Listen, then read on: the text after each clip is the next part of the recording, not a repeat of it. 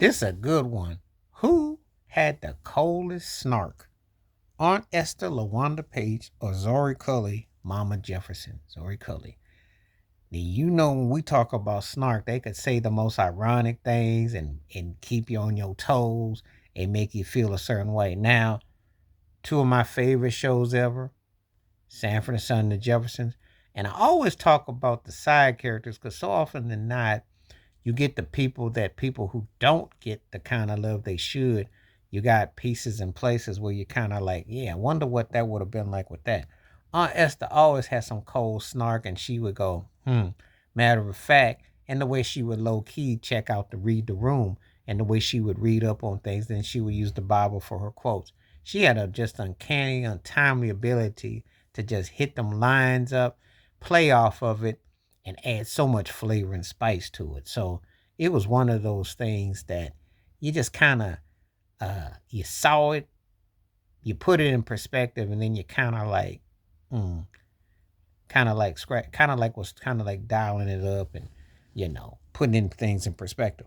Now, Aunt Esther was feisty, fiery, but she always caught herself.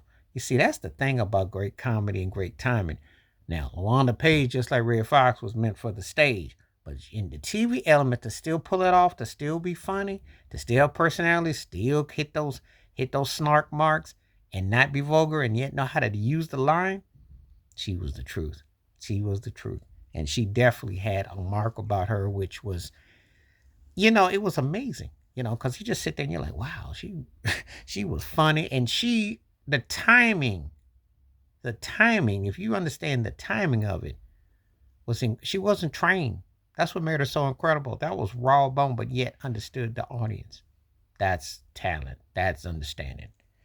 Now, Zori Cully, who played Mama Jefferson and played that role really well, had that British accent and tone. She was born in Massachusetts, had that tone and that flair and that wig, that how she would tilt her hair and her jewelry and real refined.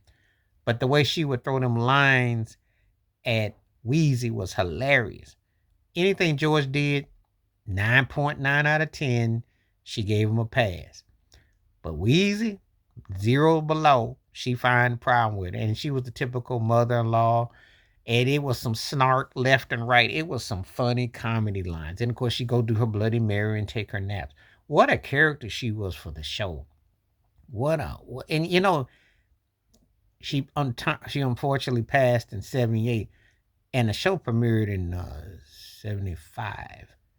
But it seemed like she was on the whole duration because her character was so larger than life. But she definitely fitted. So they both could snark you. They both had an uncanny ability to one up you. And it's a good battle. Who had the best snark? Because they both could get you. And I both laughed at them. And see, this is the thing about a great show. When you have great strong writing, you have great characters. It's the ensemble cast. And the quote Shaquille O'Neal, one of the things he always likes to say is the others. It's truth. Because once you get past the main icons and all that superstar and co-star, it's the others that can give you that extra that makes the show an ensemble cast, which makes it worth your while. Makes you want to watch it again and again and again. And they definitely came up big. So this is out of Aunt Esther versus Mama Jefferson. Who had the better snark? And who cracked you up with that snark and those remarks? Please hit like, subscribe, welcome thoughts, comments. And I do respond. Thank you. Wash your hands. Keep your mind clear. Watch out for another. And share the video if you like. And hit that membership, because when you do, requests like this come true. Stay safe, stay blessed, stay woke, stay free. I'm out one time. Peace.